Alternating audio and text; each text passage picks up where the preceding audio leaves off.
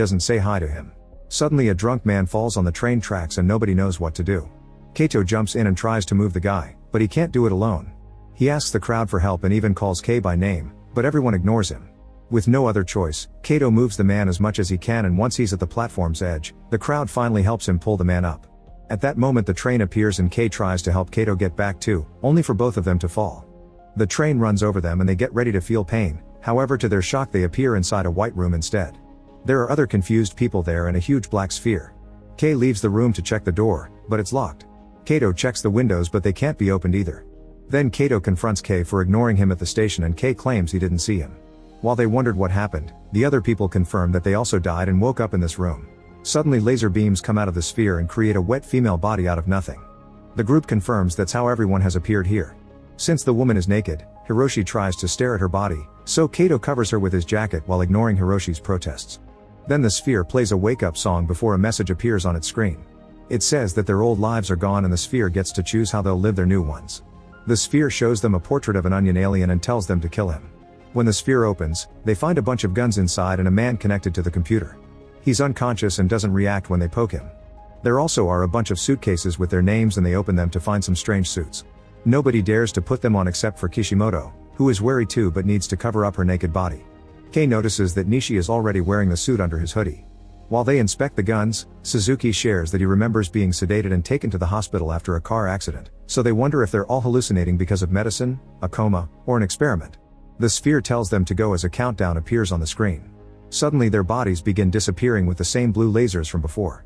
The entire group is teleported outside and for a second they think they can go home, so Nishi decides to speak up.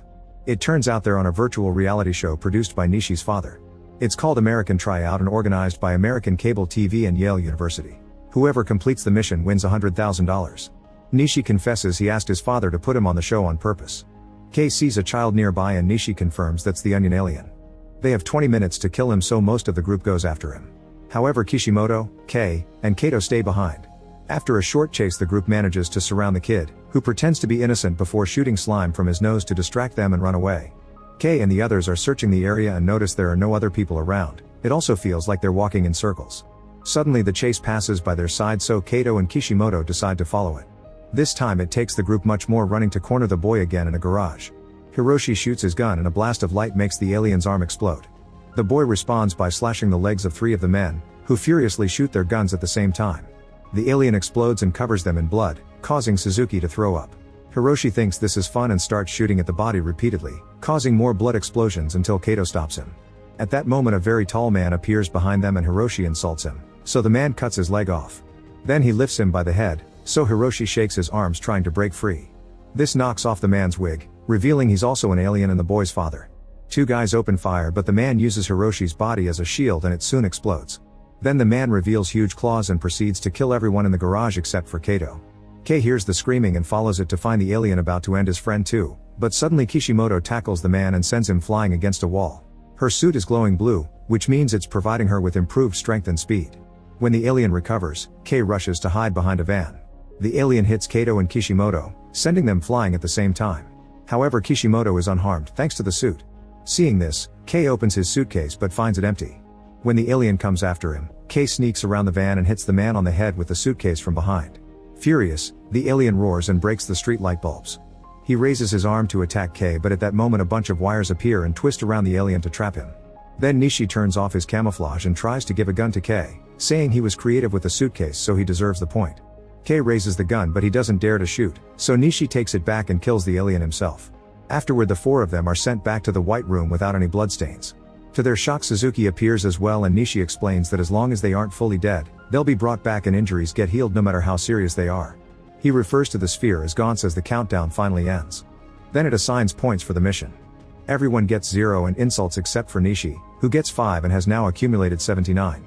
The pictures of the men who died in the garage are added to the long list of all the people who have been dying in the show. Nishi explains their mission is to kill space invaders and calls a few deaths awesome, causing Kato to grab him by his hoodie and ask why he didn't help them. Using the suit's strength, Nishi painfully removes Katie's hands while calling him a hypocrite. He only stops when Kei threatens to shoot him. Kei wants more answers, but then Gauntz glows and everyone disappears. The next morning Kei wakes up in his bedroom and assumes everything was a dream.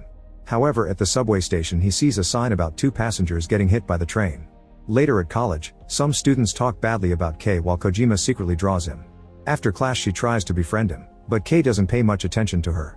In the afternoon Kei tries to visit Kato at his old address, but the building has been replaced by a parking lot. Then he searches the street where the mission happened and finds the walls destroyed by the alien, but the garage is empty and clean. At that moment Kishimoto arrives and says she remembers everything too, she even has the suit. This confirms it was real, but they can't go to the police because nobody will believe them. Then Kishimoto asks Kei if she can stay at his house.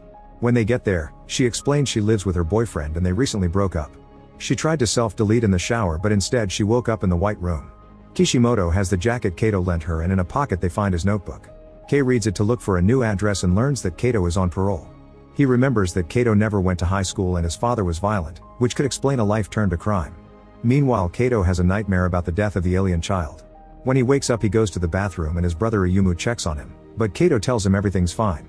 After the boy goes back to bed, the blue lasers take Kato's body and send him to the white room. Kei and the other survivors from the last mission are already there, plus 3 new people consisting of a young woman, a grandmother, and a crying child. Gantz plays the wake-up song and tells them that today's target is the Tanaka alien.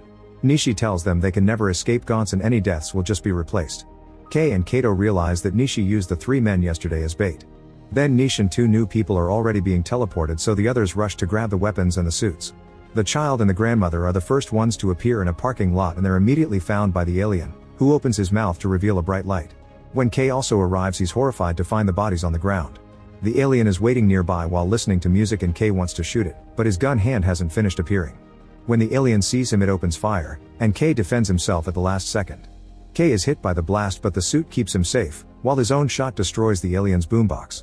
Furious, the alien shoots again, however he aims at Nishi to get him out of camouflage mode. Nishi lands on top of a vent and the alien jumps to tackle him right through it.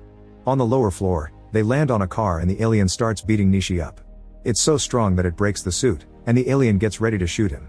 After some hesitation, Kato jumps in and grabs the alien to make it shoot the wall instead. When they fall to the floor, the alien turns its head and prepares another shot, but Kato jumps to make it fail again. The alien tries to escape from his hold, but Kato starts squeezing and with the strength provided by the suit he manages to put it out. Kei rushes to check on a bleeding Nishi, who tells him to get 100 points to revive him and then dies. Suddenly the alien appears behind Kato and punches him down. Then it turns to shoot at Kishimoto, but Kato tackles her to save her and the shot destroys a few cars instead. The alien starts hitting Kato, who pushes Kishimoto out of the way to protect her again. Kei wants to shoot it, but he can't because he would hurt his friends. When the alien gets ready to shoot Kato, Kishimoto grabs a pipe and begins hitting its head with it, causing the shot to destroy the power switches instead. The creature comes after Kishimoto and grabs her arm, so she kicks him in the groin, but nothing happens. It throws her away and Kato catches her just in time. Afterward the alien chases after Kei and corners him against a car to start hitting him. Kei's suit begins inflating and gives him enough strength to punch the alien, making it crash against the ceiling. When the alien tries attacking him again, Kei begins punching it against a car and they end up falling through the window. Now the alien can start hitting it again and opens its mouth to prepare a shot, however Kei covers it with his gun and shoots to destroy its head from inside. The alien dies with a small explosion that destroys the car too, and the others worry as they start to disappear. Kei has lost a leg and an arm and has to helplessly watch how the car's leaking gas touches the broken power box, causing a bigger explosion. In the white room, Kato demands to know what happened to Kei. Gantz then activates and brings Kei in perfect health. Nobody gets any points except for Kei, who gets 7. A message says there are 93 points to go before adding today's deaths to the collection. Kei asks what happens when someone gets 100 points, so Gantz explains they can choose between resurrecting any player they like or wiping their memory and being released. The next morning, Kei wakes up with the suit still on and he tests it by destroying a pan with just his hands.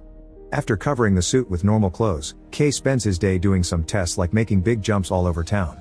When he's about to test if he can do it on rooftops, he gets a call from Kojima to invite him to a coffee shop. They meet for a snack and Kojima shares her art.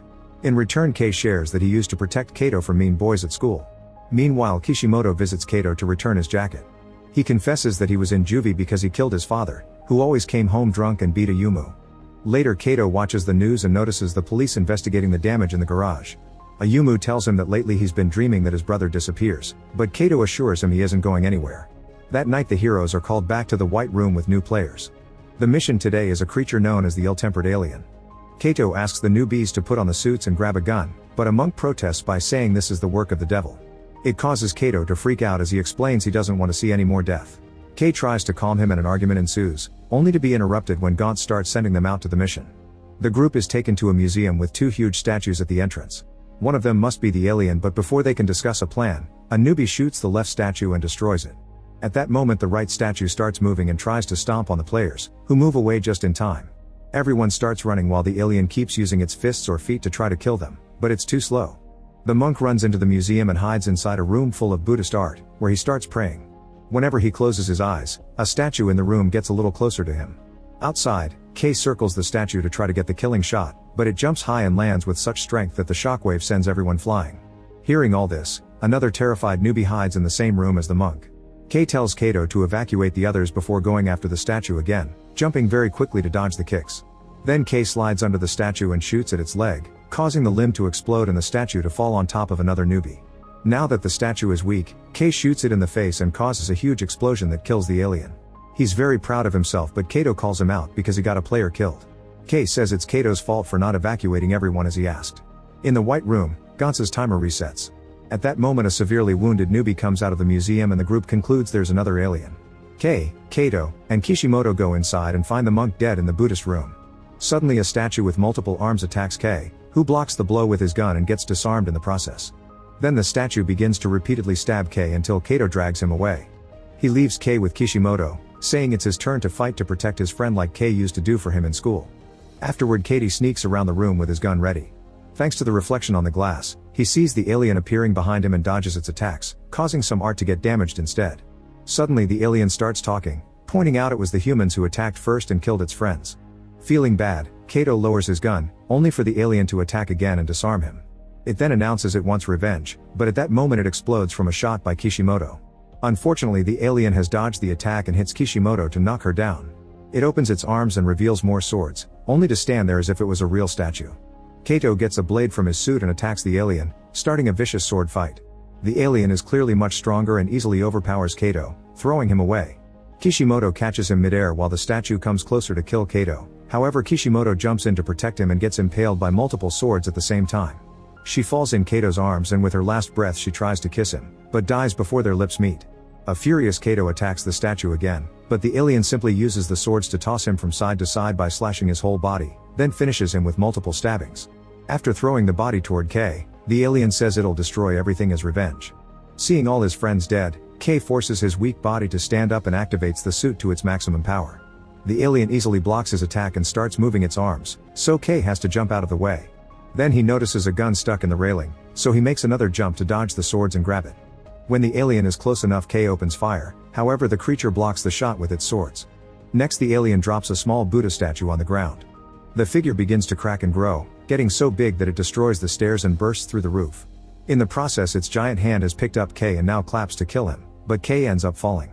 He starts running away but stops when he hears Kato's voice and receives his friend's gun. Kay opens fire and the statue tries to grab him, only to get the hand blown up instead. Then Kay runs up the statue's arm but when he reaches the face, he gets headbutted and falls. Refusing to give up, Kay punches the statue's face and ends up getting swallowed instead. Now he's inside the creature, Kay can shoot all around him and kill the alien with a huge explosion. Afterward Kay runs to check on Kato but disappears before he can help. Suzuki and a newbie are already in the white room, but not the others. Gantz gives Kay 13 points before adding the new photos to the dead list. As soon as Kay sees Kishimoto and Kato he asks to get his friends back, but Gantz reminds him he needs 100 points. The next day at the station Kojima notices that Kay is in a bad mood and offers her help but Kay ignores her. Then a kid starts crying because his hat fell on the rail so Kay jumps in and retrieves it, making the child very happy.